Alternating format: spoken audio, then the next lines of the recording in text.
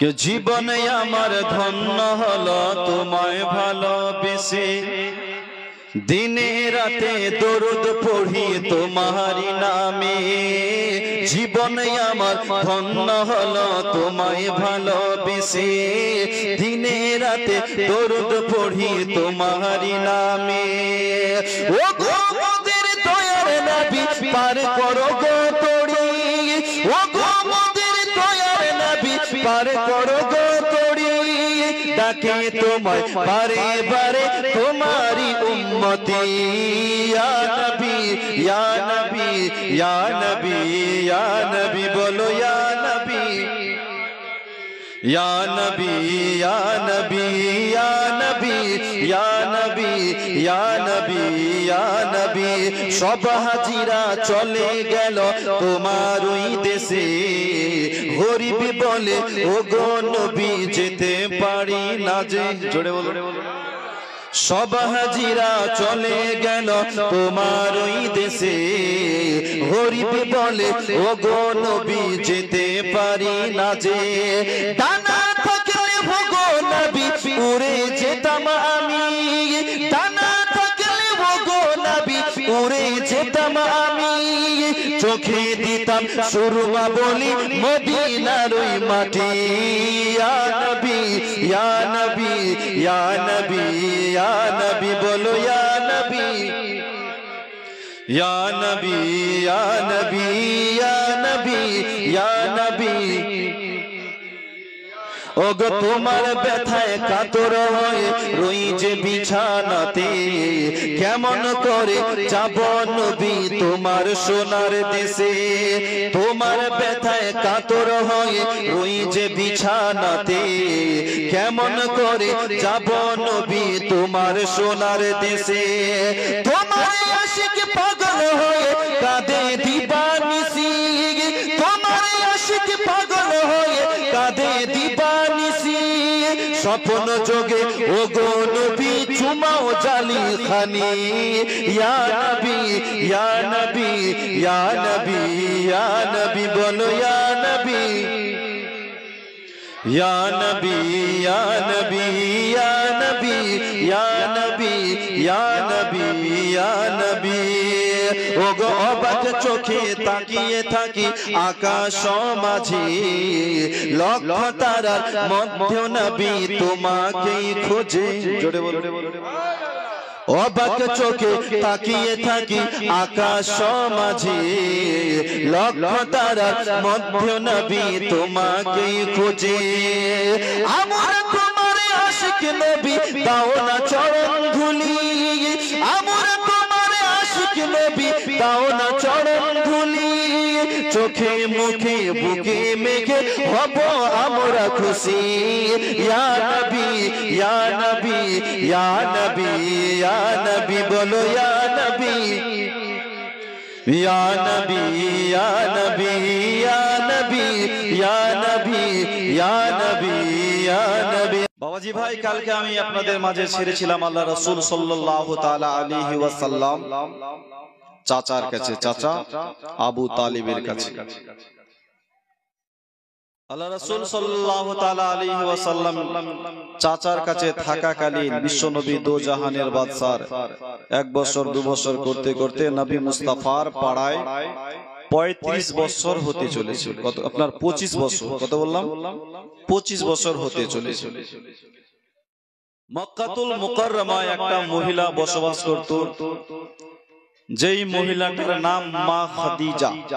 কি নাম? খাদিজা। মা খাদিজাতুল কুবরা রাদিয়াল্লাহু তাআলা আনহা নবী মুস্তাফার সাথে বিয়ে হওয়ার আগে ইতিপূর্বে দুইবার বিয়ে হয়েছিল। কতবার? 2 বার। আর 2 বারই স্বামী মারা যায়। তো মা খাদিজাতুল কুবরা ভেবেছিলেন যে আমি তোমার 2 বার বিয়ে হলো, 2 বারই স্বামী মারা গেল, আর আমি কোনোদিন বিয়ে করব না, আর কোনোদিন বিয়ে করব না। এই যে স্বামী মারা যাওয়ার পর মা খাদিজা স্বামীর তরফ থেকে অনেক মাল পেয়েছিলেন, ধন দৌলত পেয়েছিলেন, তো মা খাদিজাতুল কুবরা রাদিয়াল্লাহু তাআলা আনহা ওই সময় আরবের বুকে মা খাদিজার মতো ধন সম্পদ মেয়ে কেউ ছিল না। সবাই মা খাদিজাকে মালকায়ে আরব বলে ডাকত, এক নামে চিনতো। মা খাদিজার মতো কারোর কাছে ধন দৌলত ছিল না, এত পয়সাওয়ালা।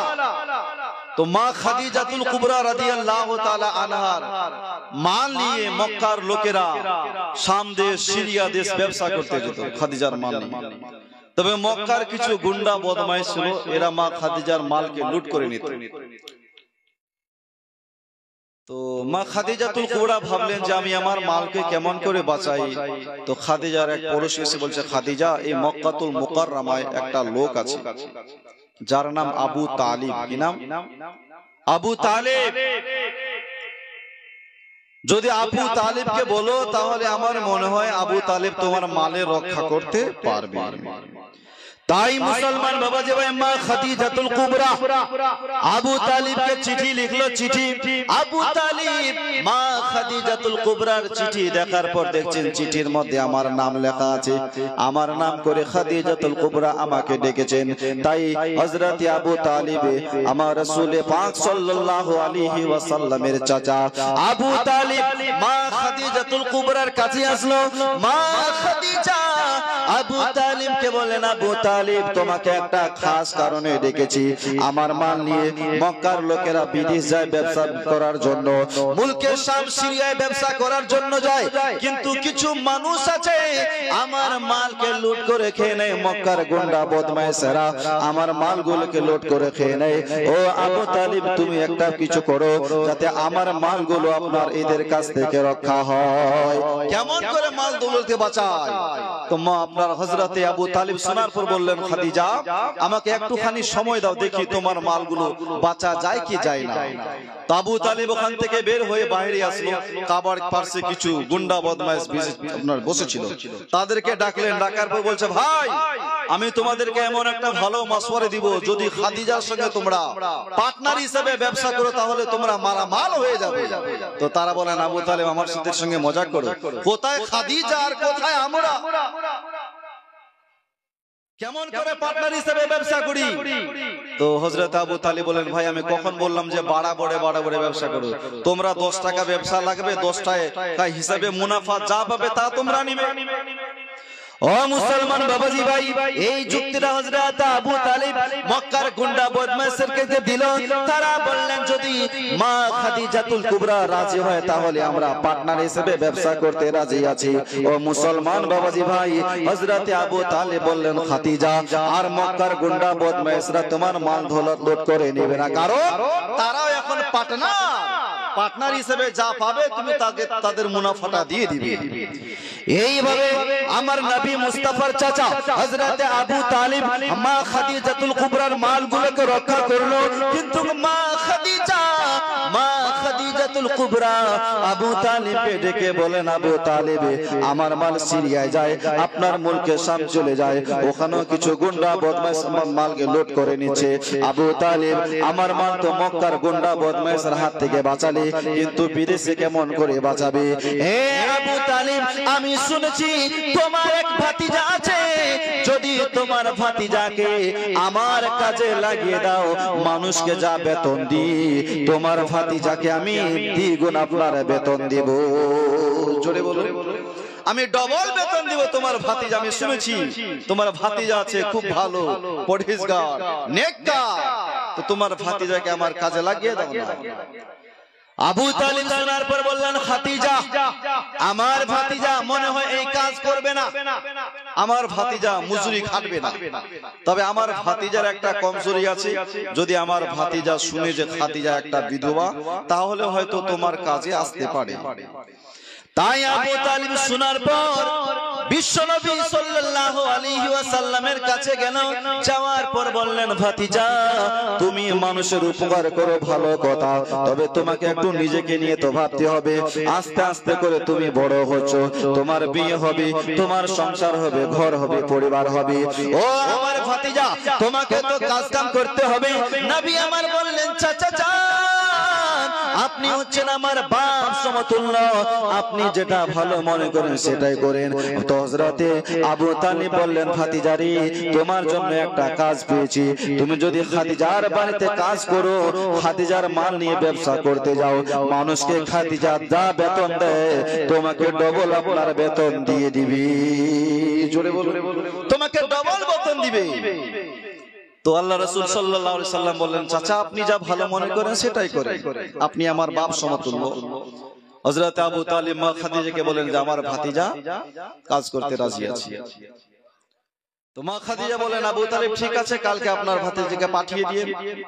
আর মা খাদিজাতুল কুবরা স্বপ্ন দেখেছিলেন যে আসমান থেকে একটা তারকা রাজি আমার কোলে পড়লো। সুবহানাল্লাহ বলেন, একটা নূর এসে আমার কোলে পড়লো। এই রকম স্বপ্ন দেখে মা খাদিজাতুল কুবরা তার চাচাতো ভাই ওয়ারকা বিন নওয়াফিলকে বলেছিল, ভাই রে আমি এই রকম একটা স্বপ্ন দেখেছি, আমার এই স্বপ্নের ব্যাখ্যা কি হতে পারে? ওয়ারকা বিন নওয়াফিল শোনার পর বলেছিলেন, বোন তোমার স্বপ্নের ব্যাখ্যা হইলে এই যে নবী আখিরুজ জামান সাল্লাল্লাহু তাআলা আলাইহি ওয়াসাল্লামের সাথে তোমার আবার বিয়ে হবে। জোরে বলো সুবহানাল্লাহ। তোমার আবার বিয়ে হবে, যে আখিরি জামানার নবী হবে ওই নবীর সঙ্গে তোমার বিয়ে হবে। মা খাদিজাতুল কুবরা ভাবলেন, আল্লাহ আমি তো ভেবেছিলাম আর জীবনে কোনোদিন বিয়ে করব না, আমার নাকি আবার বিয়ে হবে, যে আখিরি জামানার পয়গম্বর হবে ওই নবীর সাথে আমার বিয়ে হবে।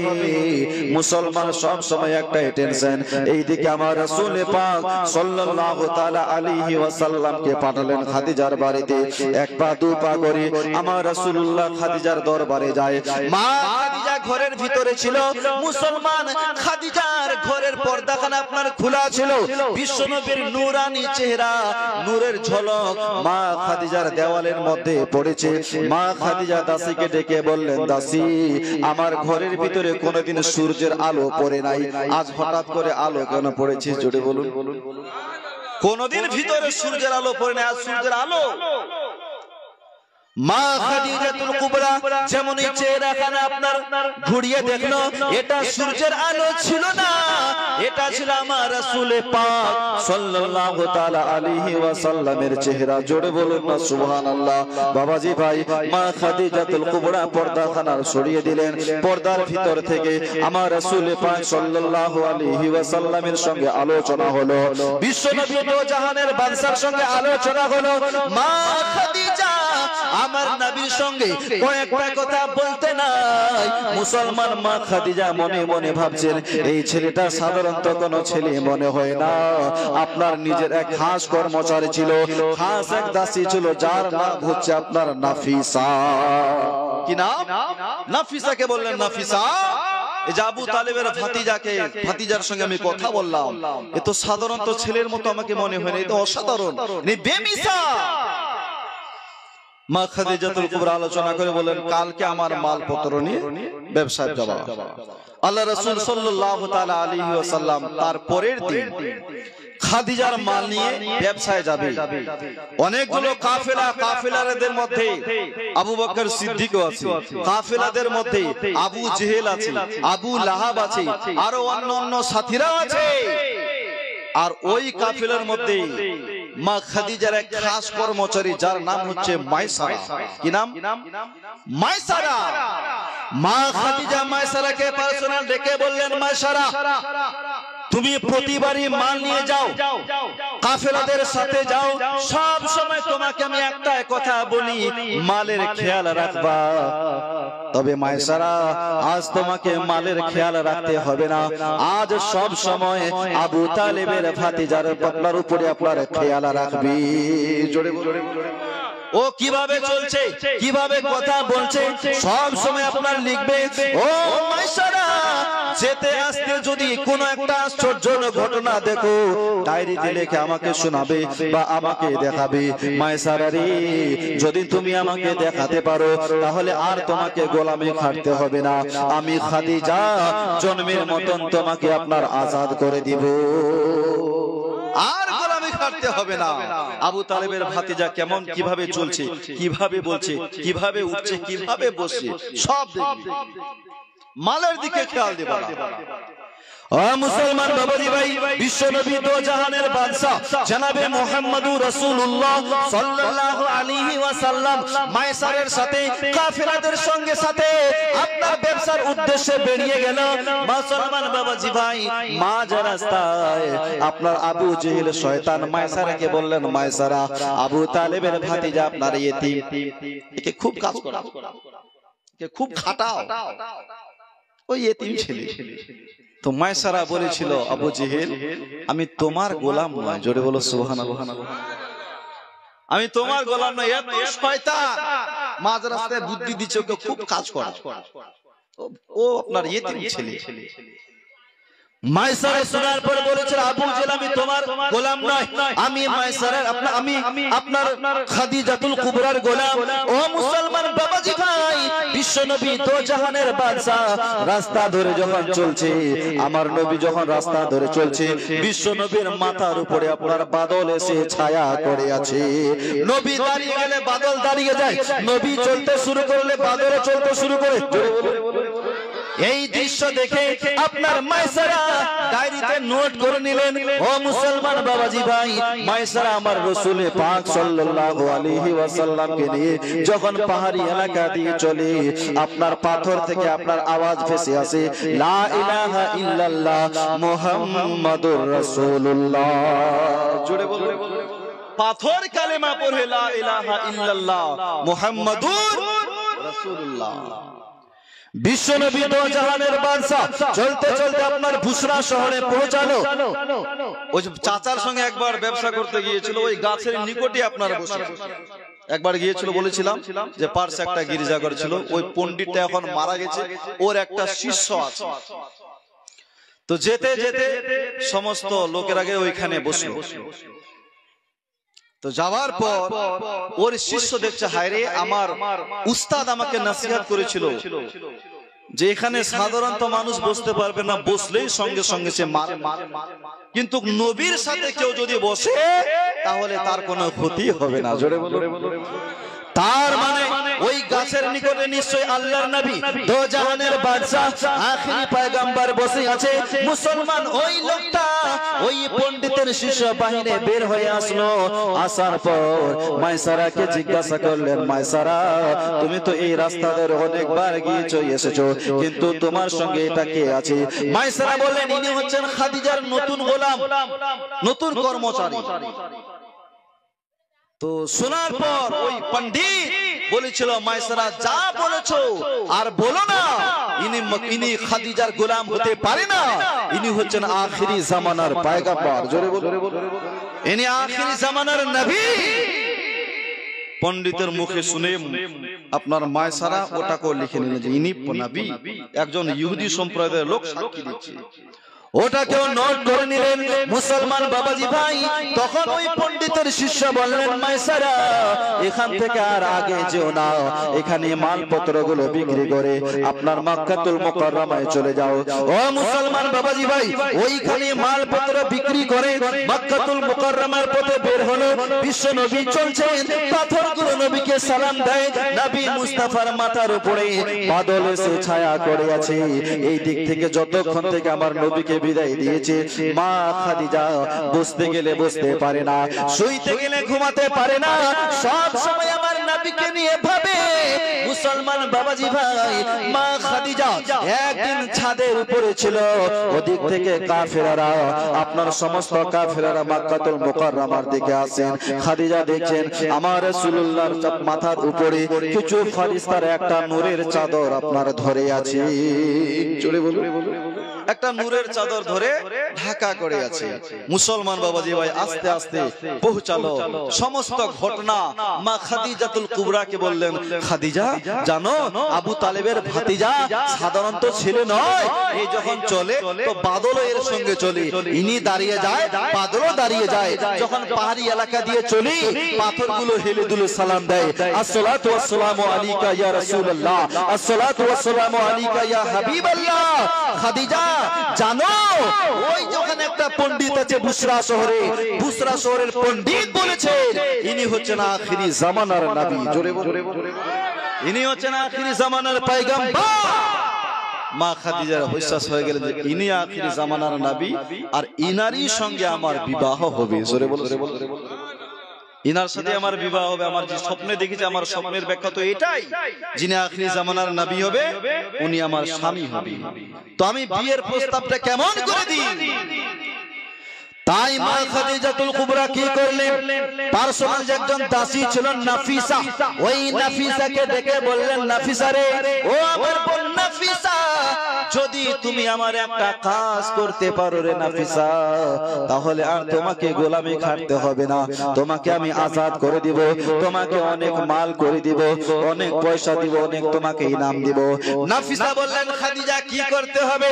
খাদিজা বললেন, ও নাফিসা, যদি আবু তালেবের ভাতিজার সঙ্গে আমার বিয়েটা দিতে পারো রে, তাহলে নাফিসা তোমাকে আমি জন্মের মতন আজাদ করে দিব।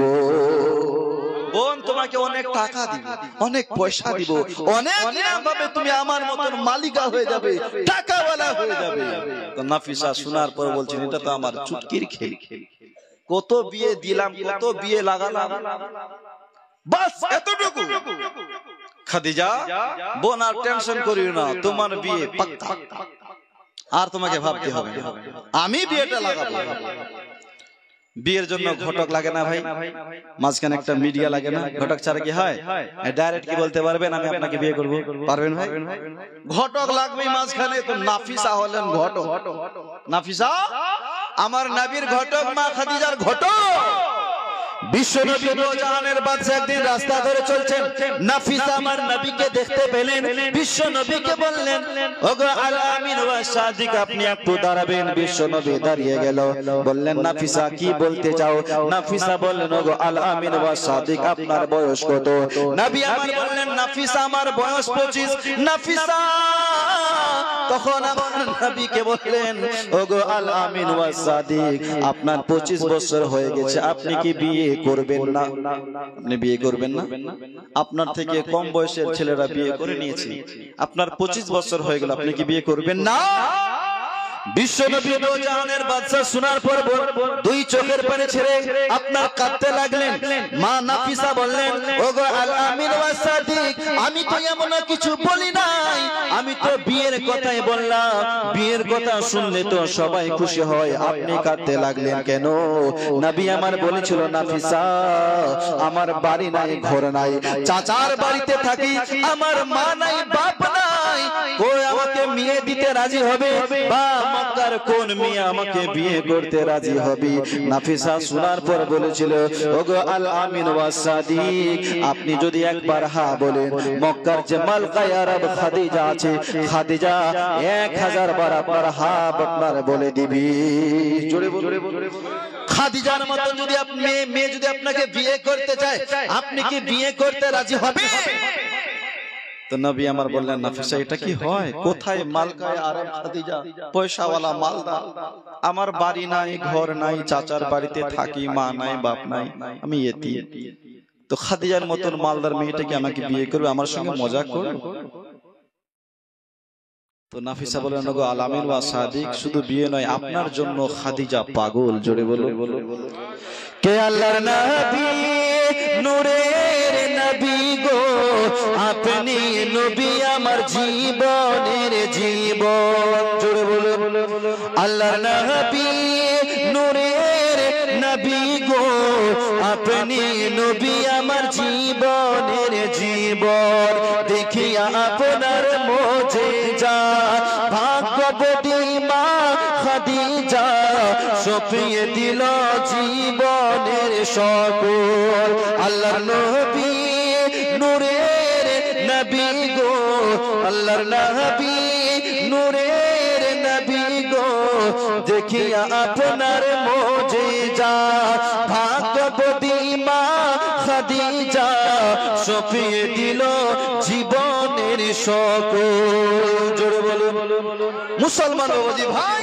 নাফিসা বললেন, ওগো আল আমিন ওয়া সাদিক, আপনি যদি একবার হ্যাঁ বলেন তো খাদিজা 1000 বার হ্যাঁ বলবেন। বিশ্বনবী শোনার পর বললেন, নাফিসা, ও নাফিসা ভদ্র পরিবারের আপনার বিয়ের আলোচনা রাস্তাঘাটে হয় না। জোরে বলো। আমার নবী শিক্ষা দিয়েছে রাস্তাঘাটে বিয়ের আলোচনা হয় না, ভদ্র পরিবারের আপনার আলোচনা বাড়ি ঘরে হয়। ও নাফিসা, আমার বাপ সমতুল্লাহ আমার চাচা আবু তালেব আছে, আমি বলতে পারবো না। আমার চাচা যদি হক বলে তাহলে আমি রাসূলুল্লাহ খাদিজাকে বিয়ে করতে রাজি আছি। জোরে বলুন। তবে আমার কিছু শর্ত আছে, আমার কিছু শর্ত আছে। খাদিজা মালকায়ে আরাব, পয়সাওয়ালা। আমি রাসূলুল্লাহ বিয়ে করার পর আমি যেভাবে চলাবো খাদিজাকে সেইভাবে চলতে হবে। আমি যা খেলাবো খাদিজাকে তা খেতে হবে, আমি যা পড়াবো খাদিজাকে তা পড়তে হবে। জোরে বলো। এই শর্ত অনুযায়ী যদি খাদিজা আমাকে বিয়ে করতে চায়, আমার চাচা যদি রাজি হয়, তাহলে আমি রাসূলুল্লাহ বিয়ে করতে রাজি।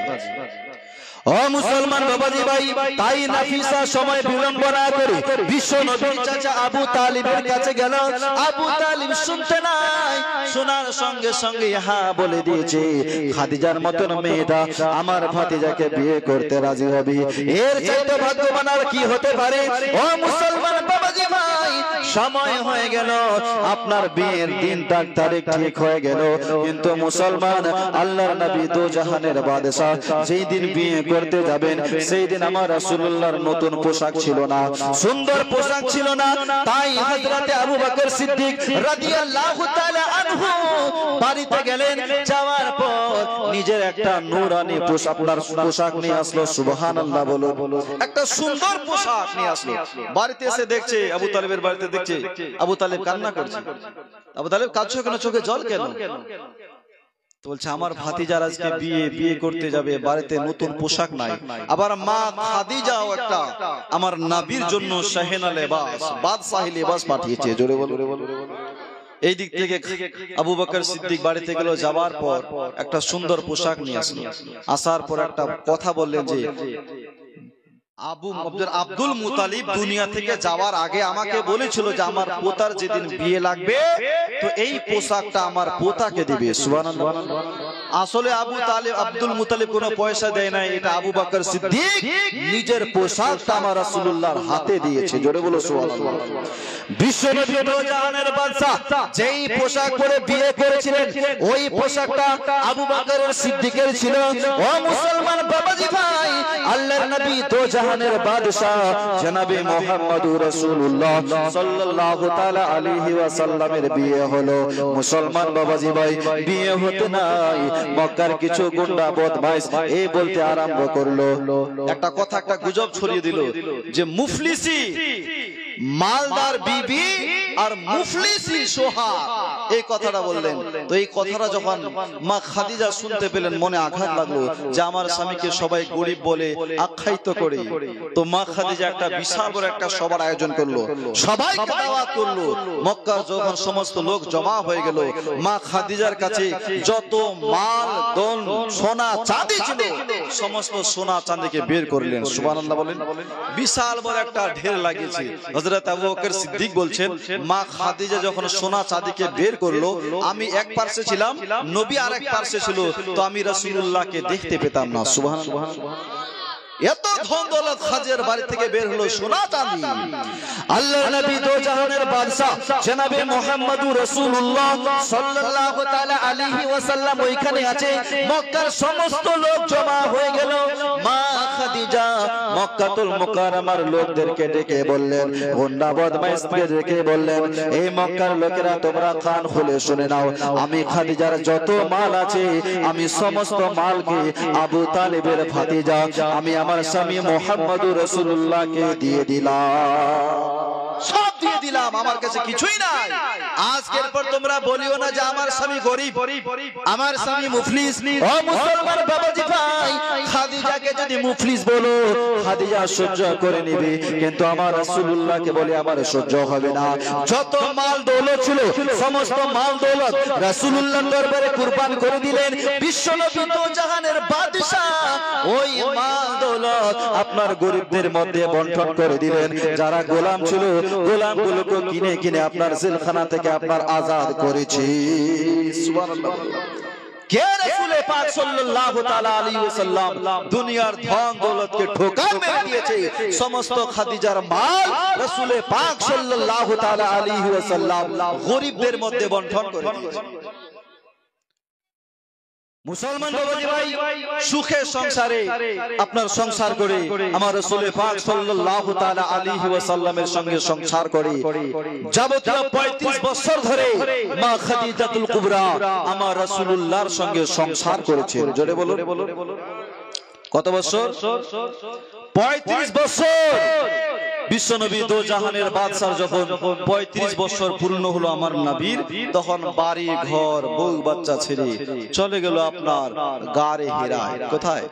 গারে হিরায়। ওখানে একদিন আল্লাহর ধ্যানে রেখে আল্লাহকে ডাকে মা খাদিজা প্রতিদিন আমার নবীর জন্য ওই গারে হিরাতে খাবার নিয়ে যায়। জোরে বলো সুবহানাল্লাহ।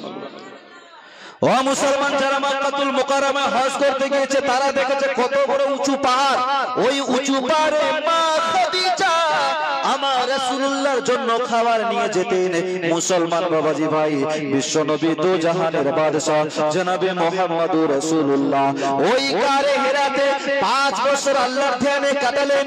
মুসলমান বিশ্বনবী যখন 40 বছর পূর্ণ হলো, আমার আল্লাহ ডেকে বললেন জিবরাইল যাও কোরআনের আয়াতকে নিয়ে চলে যাও। ইকরা বিসমি রাব্বিকাল্লাযী খলাক।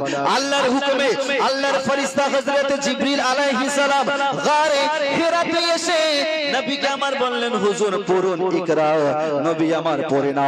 আবার বললেন হুজুর ইকরা পড়ুন। বিশ্ব নবী পড়ে না। আবার বললেন হুজুর পড়ুন ইকরা বিসমি রাব্বিকাল্লাযী খলাক খলাকাল ইনসানা মিন আলাক। জোরে বলুন সুবহানাল্লাহ।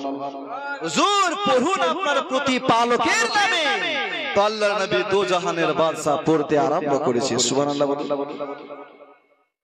নবী আমার পড়তে আরম্ভ করেছে। বিশ্ব নবীর উপরে প্রথম ওহী নাজিল হলো, প্রথম কোরআন নাজিল হলো ইকরা বিসমি রাব্বিকাল্লাযী ইকরা বিসমি রাব্বিকাল্লাযী খলাক। কোরআনের আয়াত নাজিল হলো যখন বিশ্ব নবীর উপরে কোরআনের আয়াত নাজিল হলো, আমার রাসূল পাক সাল্লাল্লাহু আলাইহি ওয়াসাল্লাম কাঁপতে কাঁপতে বাড়িতে গেলেন। যাওয়ার পর মা খাদিজা খাদিজাতুল কুবরাকে গিয়ে বললেন বিবি রে জাম্মিলুনি জাম্মিলুনি, আমাকে চাদর দাও, বড্ড আমাকে ঠান্ডা লেগেছে। মা খাদিজাতুল কুবরা আমার রাসূলুল্লাহকে নিয়ে আপনার চলে গেল তার চাচাতো ভাই ওয়ারকা বিন নাওফিলের কাছে। যাওয়ার পর বললেন ভাই দেখো তো আমার স্বামী একই বলছে ইকরা বিসমি রাব্বিকাল্লাযী খলাক। কোরআনের আয়াতগুলো শোনালেন ওয়ারকা বিন নাওফিল। শোনার পর বললেন বোন খুশি হও, আল্লাহর কিতাব আল্লাহর কোরআন নাজিল হয়েছে।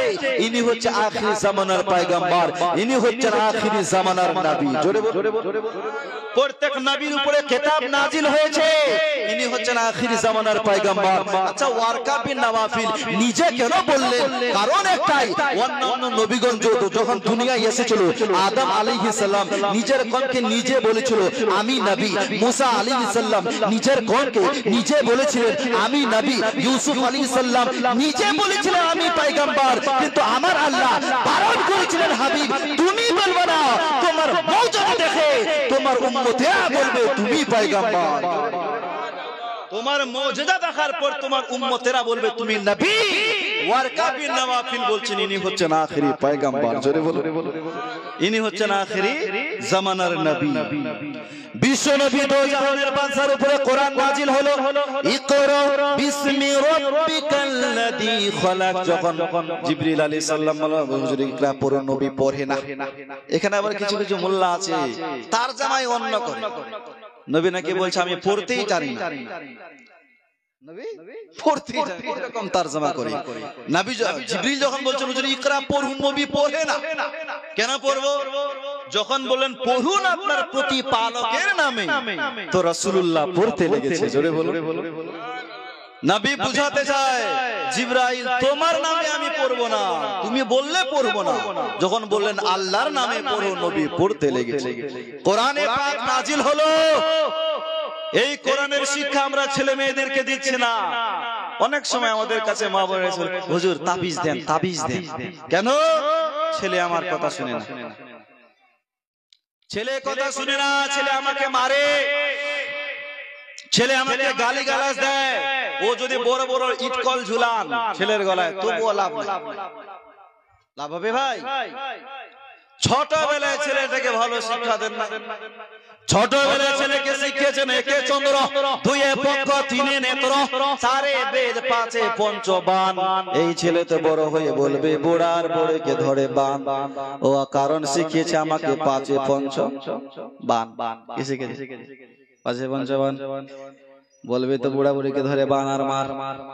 বাবাজি ভাই বলুন, ছোটবেলায় ছেলেকে ভালো শিক্ষা দেওয়ার দরকার আছে না নাই? এই কোরআনের শিক্ষা দেওয়ার দরকার আছে না নাই?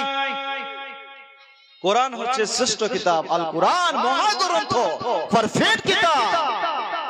ছোটবেলায় ছেলেকে যেমন শিখাবে ছেলেটা আপনার তেমনই শিখবে। ছোটবেলায় যদি শিখাতে না পারে, বড় হয়ে কি ওই ছেলেকে শিখাতে পারবে? পারবেন ভাই? ছেলে আপনাকে শিখাবে, বুড়ো আগে তুই শেখ বলবে না? আমার শিখার বয়স আছে, তুমি তো আজ ছাড়া কালকে কবরে যাবা, তুমি কি শিখলা? তুমি তো নিজেই পড়ো না, আমাকে কি পড়াবা? এই জন্য বাবাজি ভাই ছোটবেলায় অবশ্যই ছেলে মেয়েকে কোরআনের শিক্ষা দিবেন, কোরআন পড়াবেন। সমাধান চাও যদি জীবনে মরণে, খুঁজে নাও ফিরে নাও চোখ রাখো কোরআনে। জোরে বলো। সমাধান চাও যদি জীবনে মরণে, খুঁজে নাও ফিরে নাও চোখ রাখো কোরআনে। সমস্ত কিছু আল্লাহ পাক আল্লাহ তাআলা এই কোরআনের মধ্যে ঢুকিয়ে দিয়েছে।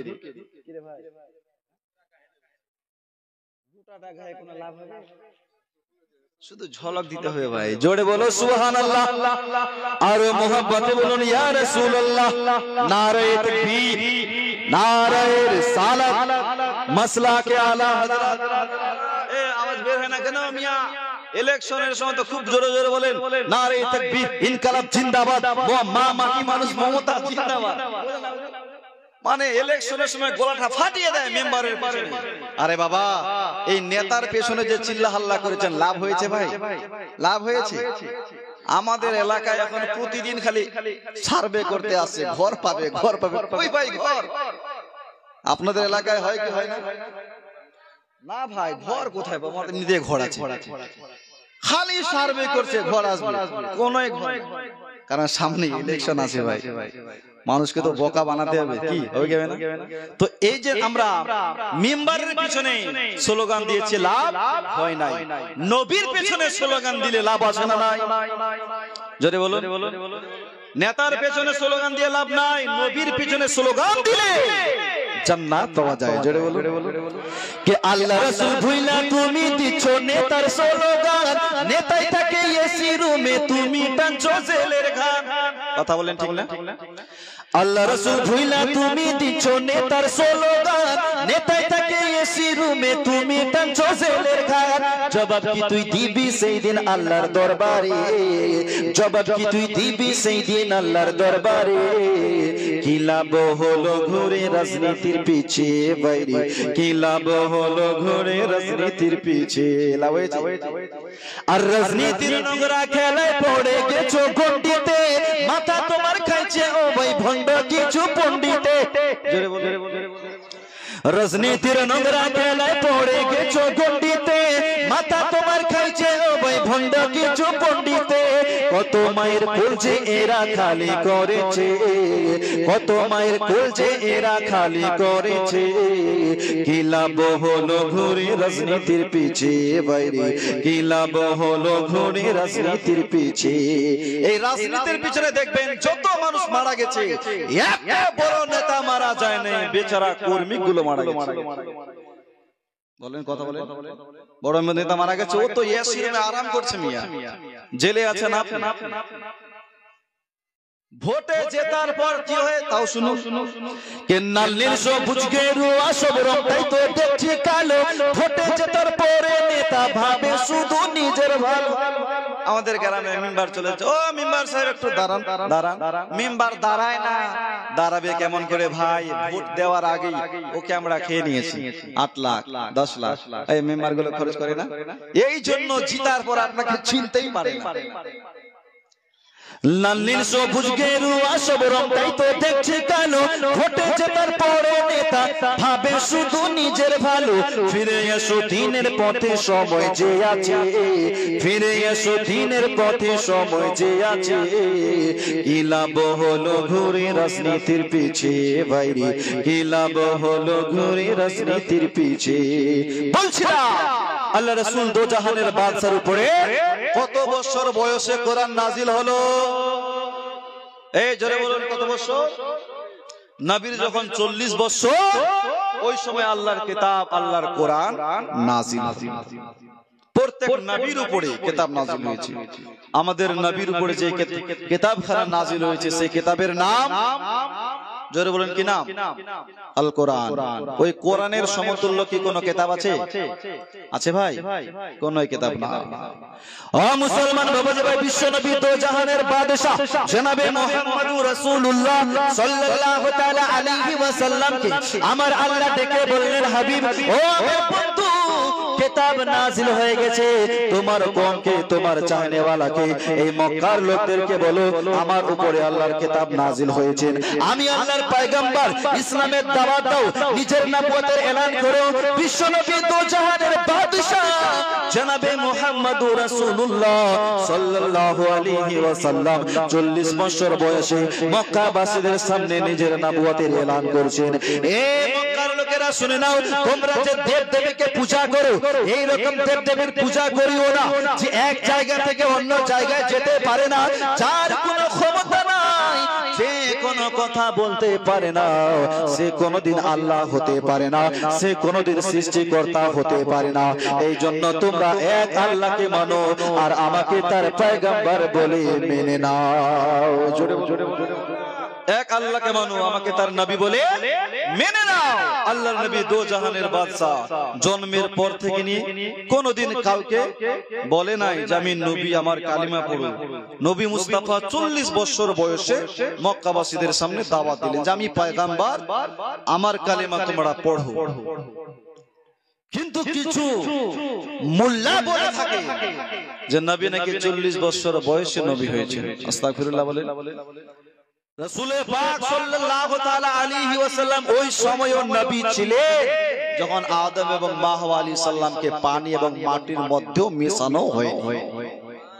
ওই সময় আমার নবী ছিলেন, কিন্তু 40 বছর বয়সে নবুয়তের এলান করেছে মানুষের কাছে। তার আগে এলান করে নাই, তার আগে কাউকে বলে নাই যে আমি পয়গম্বর, কাউকে বলে না। 40 বছর বয়সে মক্কাবাসী দেব, এই মক্কার লোকেরা, আমি আল্লাহর পয়গম্বর, আমি আল্লাহর নবী, তোমরা এই দেব দেবীর পূজা করিও না, তোমরা সবাই পড়ো লা ইলাহা ইল্লাল্লাহ মুহাম্মাদুর রাসূলুল্লাহ। দাওয়াত দিলেন বিশ্ব নবী দো জাহানের বাদশা, যখন দাওয়াত দিলেন, মক্কার কোন মানুষ আমার নবীর কালেমা পড়লো না, কেউ আমার নবীকে নবী বললে মানলো না। আবু লাহাব মানলো না, আবু জেহেল মানলো না, উতবা শাইবা মুগীরা, মক্কার কোন মানুষ আমার নবীকে মানলো না। বিশ্ব নবীর মন খারাপ হয়ে গেল।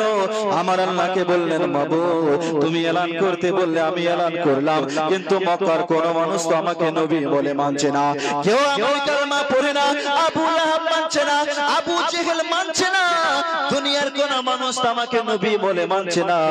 আমার আল্লাহ ডেকে বললেন, হাবিব মন খারাপ করিও না, এই আবু জেহেল মানুক বা নাই মানুক, আবু লাহাব মানুক বা নাই মানুক, উতবা শাইবা মুগীরা, এই মক্কার মানুষ তোমাকে মানুক বা নাই মানুক, হাবিব গো আমি আল্লাহ তোমাকে মানবো আর তুমি আমাকে মানবে। আমি তোমার খোদা, তুমি আমার মুস্তাফা, তুমি আমাকে কাদির বলবে, আমি তোমাকে মুবাশশির বলবো, তুমি আমাকে লাতিফুল খাবির বলো, আমি তোমাকে সিরাজুল মুনির বলবো, তুমি আমাকে রব্বুল আলামিন বলো, আমি তোমাকে রাহমাতাল লিল আলামিন বলবো। এ আমার নবী এ মুস্তাফা, তুমি পড়ো লা ইলাহা ইল্লাল্লাহ আর আমি আল্লাহ পড়বো মুহাম্মাদুর রাসূলুল্লাহ। জোরে বলো নবী কেউ যদি না মানে নাই মানে, এই আবু লাহাব, আবু জেহেল, উতবা শাইবা, এই দুনিয়াবাসী যদি না মানে, নাই মানে, আমি আল্লাহ তোমাকে মানবো, তুমি আমাকে মানবে। জোরে বলো সুবহানাল্লাহ। নবী আমি আল্লাহ পড়বো মুহাম্মাদুর রাসূলুল্লাহ আর তুমি পড়বে লা ইলাহা ইল্লাল্লাহ। তুমি পড়বে লা ইলাহা ইল্লাল্লাহ, তোমার আল্লাহ পড়বে মুহাম্মাদুর রাসূলুল্লাহ। তাতে কি আছে? আমি তোমাকে মানবো, তুমি আমাকে মানবে। বন্ধু, মন খারাপ করিও না। তুমি এলান করলে কেউ মানলো না, দেখবা এমন একটা দিন আসবে গোটা মক্কা তোমাকে মানবে। সুবহানাল্লাহ। সবাই তোমার কালেমা পড়ে পড়ে মুসলমান হবে। তাই আমার বন্ধু, মন খারাপ করো না। বিশ্বনবী দো জাহানের বাদশা জনাবে মুহাম্মদুর রাসূলুল্লাহ সাল্লাল্লাহু আলাইহি ওয়াসাল্লাম বাড়িতে গেল। যাওয়ার পর মা খাদিজা উম্মাহাতুল মুমিনিন মা খাদিজাতুল কুবরাকে গিয়ে বললেন, বিবি রে, ওরে আমার স্ত্রী, রব্বুল আলামিন আমাকে নবুয়তের এলান করতে বলেছেন। মক্কাবাসীদের কাছে এলান করলাম, কেউ আমার কালেমা পড়লো না। হে আমার বিবি, তুমি কি আমার কালেমা পড়বা না? মা খাদিজা আগে জানতেন ইনি পয়গম্বর, ইনি নবী। বিয়ের আগে জানতেন ইনি নবী, আমার নবীর সাথে বিয়ে হবে, আগেই জানতেন। কিন্তু নবী তো এলান করে না, বিবি তুমি আমার কালেমা পড়বা না।